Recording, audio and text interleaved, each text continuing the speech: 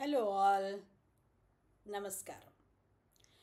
Nuclear வெப்பனை விட ஒரு powerful tool இருக்க முடியுமா? இருக்கே, அதுவும் ஃப்ரீயாக நம்ம எல்லாருக்கிட்டையும், அதாவது கவர்மெண்ட் கிட்ட மட்டும்தான் இருக்கும். கம்யூனிகேஷன். இதால் எதையும் ஆக்கவும் முடியும், எதையும் அழிக்கவும் முடியும். அபரிமிதமான அளவில் ஆக்கவும் முடியும், விபரீதமான அளவில் அழிக்கவும் முடியும். அவ்வளோ பவர்ஃபுல். ஆனால் நம்மள நிறைய பேருக்கு அந்த பவரே தெரியல. அதனால தான் உலகம் இன்னும் நன்னா ஓடின்னு இருக்கா, இல்லை அதனால தான் உலகம் அழிவை நோக்கி போயின்னு இருக்காங்கிறது தான் தெரியல. என்ன கம்யூனிகேஷன்னா என்னன்னு நம்ம கொஞ்சம் யோசிக்கலாம்.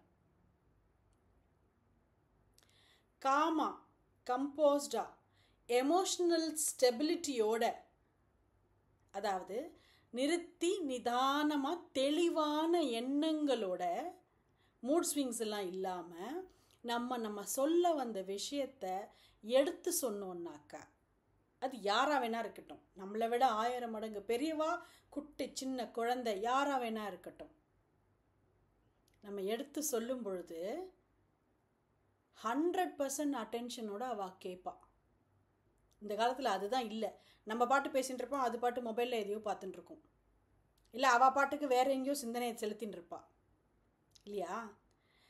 நமக்குள்ளே இதை நம்ம வளர்த்துட்டோம்னாக்கா அவளுக்குள்ள அவள் லிசனிங் கெப்பாசிட்டியை வளர்த்துக்கிறான்.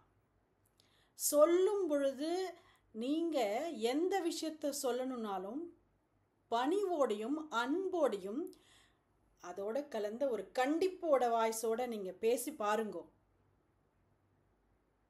நீங்கள் சொல்ல வரைக்கும் தான் அந்த பணிவு இருக்கும். நீங்கள் சொல்லி முடிச்சதுக்கப்புறம் அந்த பணிவு ஆப்போசிட்டில் உங்கள் எத்தாப்பில் இருக்கிற கேட்குறவாளுக்கு வந்துடும். நீங்கள் உக்காந்தாதான் அவள் உட்காருவா, நீங்கள் எழுந்து நின்னா ஆட்டோமேட்டிக்காக அவள் எழுந்து நிற்பா. அதுதான் உங்களுடைய வார்த்தைக்கான அவள் கொடுக்குற மரியாதை. முயற்சி பண்ணி பாருங்க.